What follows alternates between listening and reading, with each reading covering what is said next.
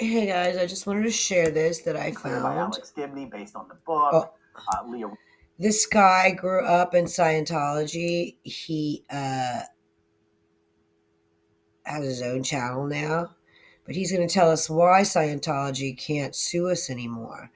Um, and you have to remember, California is a big Scientology state, especially Los Angeles. So um, they've got one of the largest portfolios of real estate.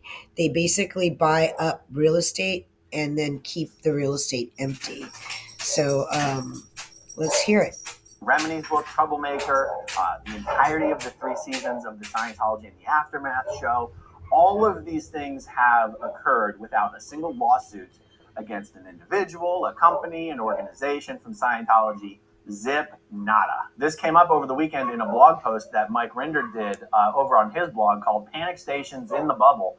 A Billion Years is Coming. Now, A Billion Years is Mike's book that's actually coming out tomorrow. Oh. And the very fact that Mike was able to write this book, get a publisher for the United States, get a publisher for the United Kingdom. So if you don't know, Mike Rinder used to be an enforcer for the guy that inherited the entire thing after L. Ron Hubbard died. His name is David Miscavige. So Mike Rinder used to be David Miscavige's enforcer, and he did all the dirty work for him until he deflected, or no, until he defected from the Scientology world, and now is on a worldwide mission to educate people on the cultish behavior of that entire religion. Where, by the way, the libel laws in the United Kingdom it's much easier to sue someone successfully for libel and slander in the Commonwealth than it is in the United States. And historically, it's been harder to Good find to know. publishers Shit, don't for go the there. UK and Australia, for example, than in the US. Yeah, that's for why I that got reason. kicked off Twitter. And yet Mike Rinder was able to secure publication and distribution without any problem. Lord have mercy. The imminent release of A Billion Years has Scientology doing things they have not done before. I've got business It's in all Mexico, hands but everything panic closes at stations in noon. OSA. OSA is Office of Special fuck? Affairs. It's the department within Scientology that handles all the legal issues, hiring lawyers, harassing critics and former members, and all that kind of stuff.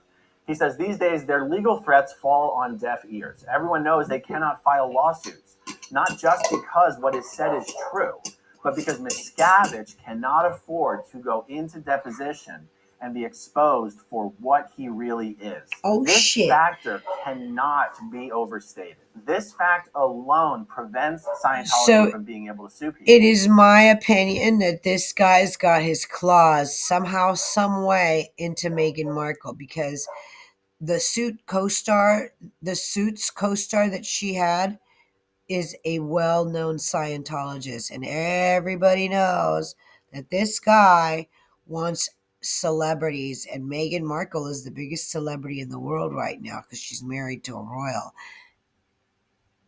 So he's got very good high motivation to trump her. I asked Mike more about this over the weekend, and he explained to me.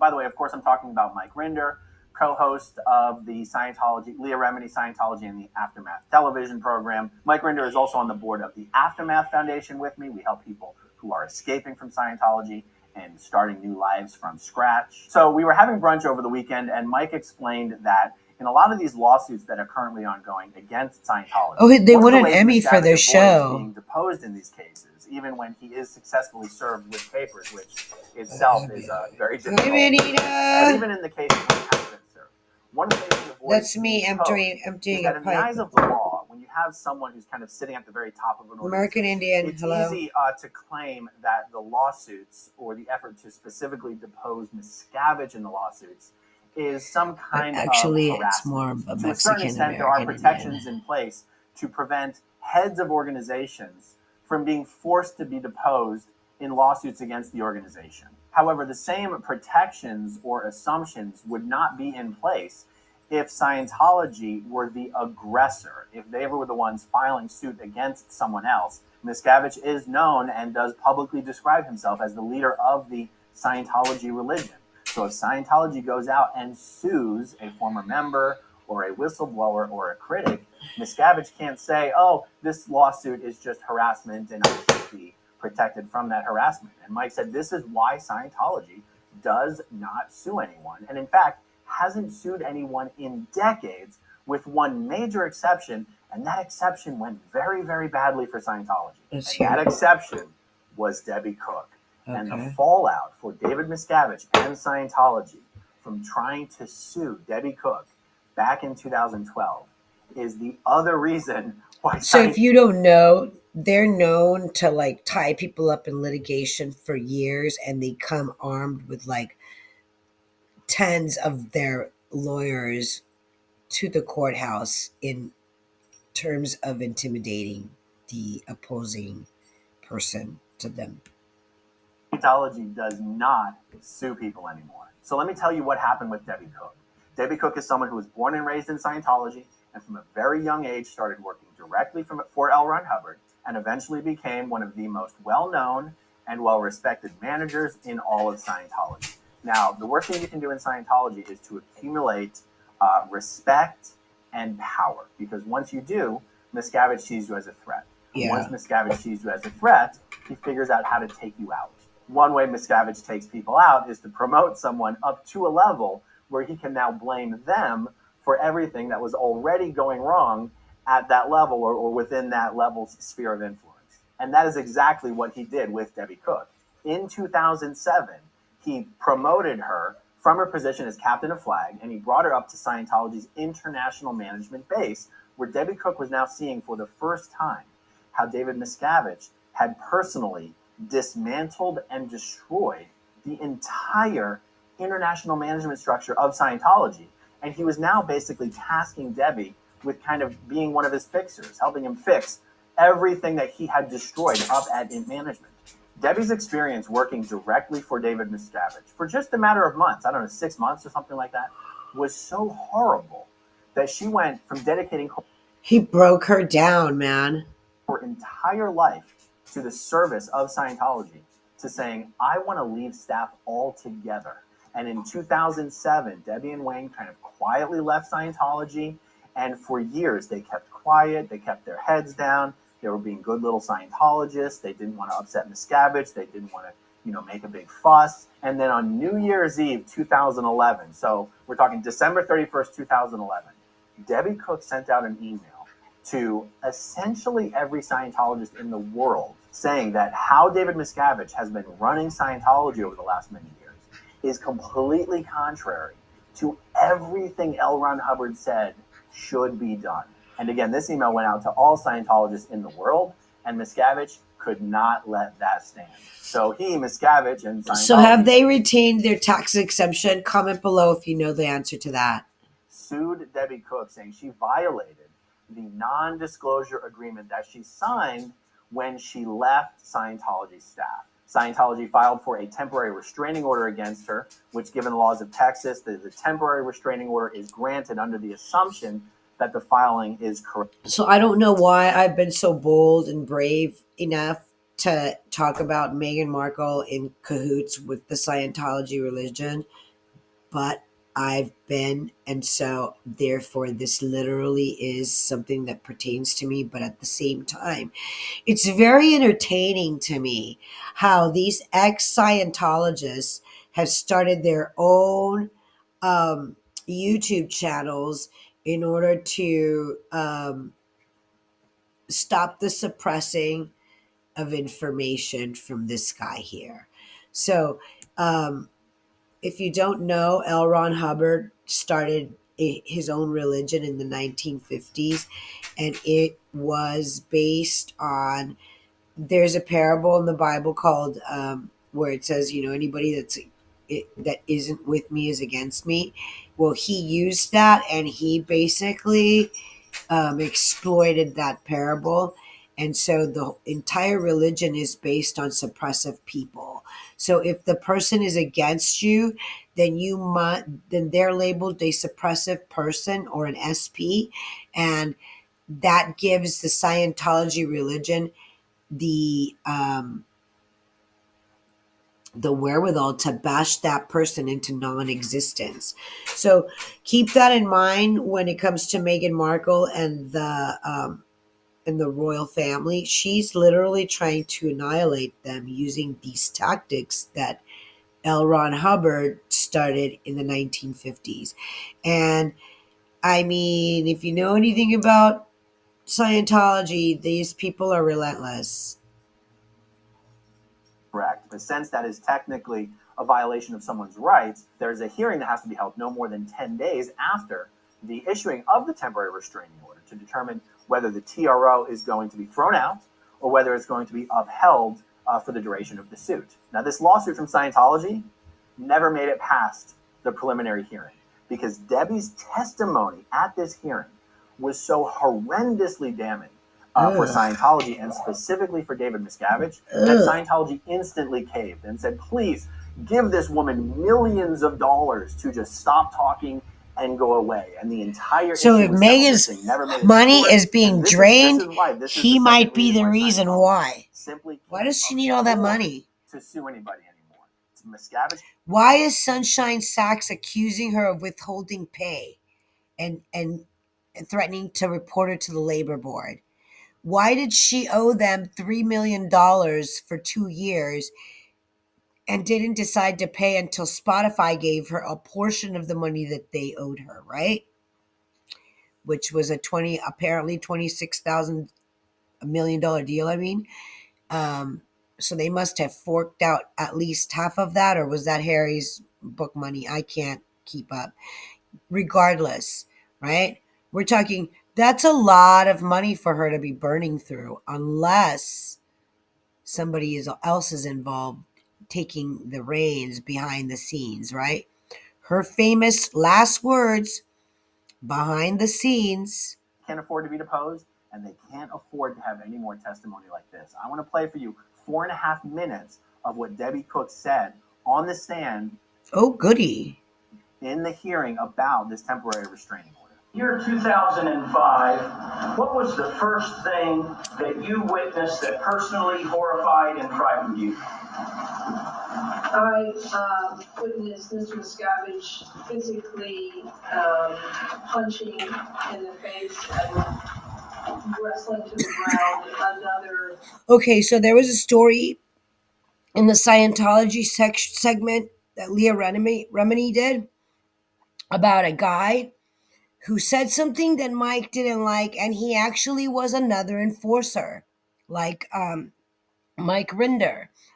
If you didn't watch the Scientology segment that Leah Remini did, it ran for like, I don't know, quite a few seasons, like 4 or 5 seasons. It was one of those shows, one of those most anticipated shows every season, and we couldn't wait to get enough of her, the Queen of the South. And then afterwards, there was a stupid little show that started almost towards the tail end of these two particular shows, and it was called, you guessed it, Suits. Very senior executive at Scientology International level. Did you ever begin to receive, or were you ever the recipient of any violence? Yes, I was. One time I was called into a conference room and asked some questions. And I forgot to tell you that, yeah, the guy said something that David Miscavige didn't like. And this little 5'3" runt jumped up in the fucking air with his hands balled into fists and started wailing on the fucking guy in midair.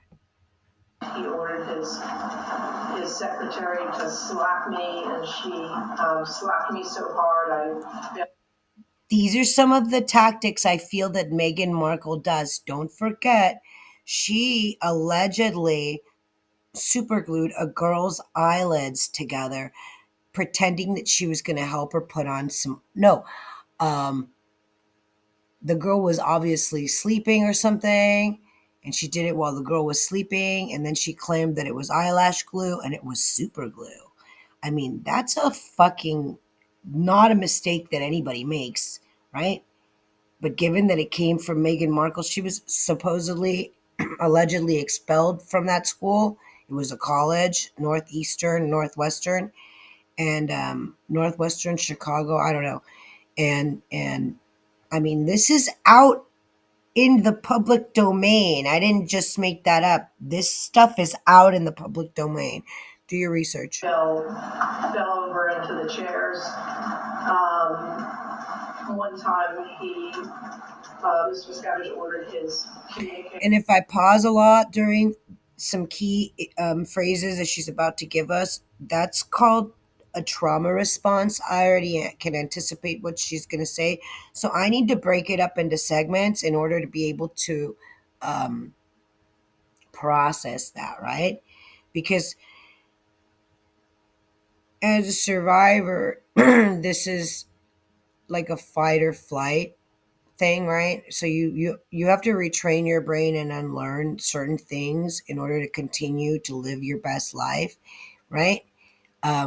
Why am I sounding like a life coach right now? I have no idea. But at the end of the day, the goal is to retrain your brain, right? So my brain right now is realizing that the explanation that this woman is about to give us is not a normal explanation that we need to be hearing. And so, in preparation for that, I'm allowing myself to be cognizant, right? Recognizing the fact, cognizant, and therefore relying on that being cognizant of the situation. So let's listen to further our knowledge of power. To break my finger if I didn't answer his question. You yourself ever received physical violence from Mr. Miscavige?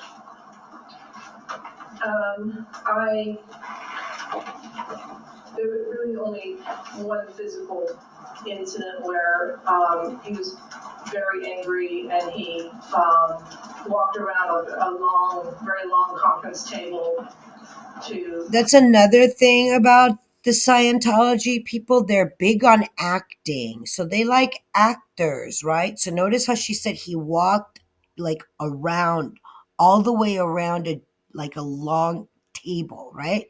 She uses words like, I don't know. Let's listen. Get to me, he was yelling and he came up like as if he was going to choke me, but he didn't. He basically grabbed. So what they do is they try to shake you up first to feel you out, to see if you're going to fold, right? And then given, the situation, whether you're going to fold or whether you're not, they're reading you. They're watching and reading you.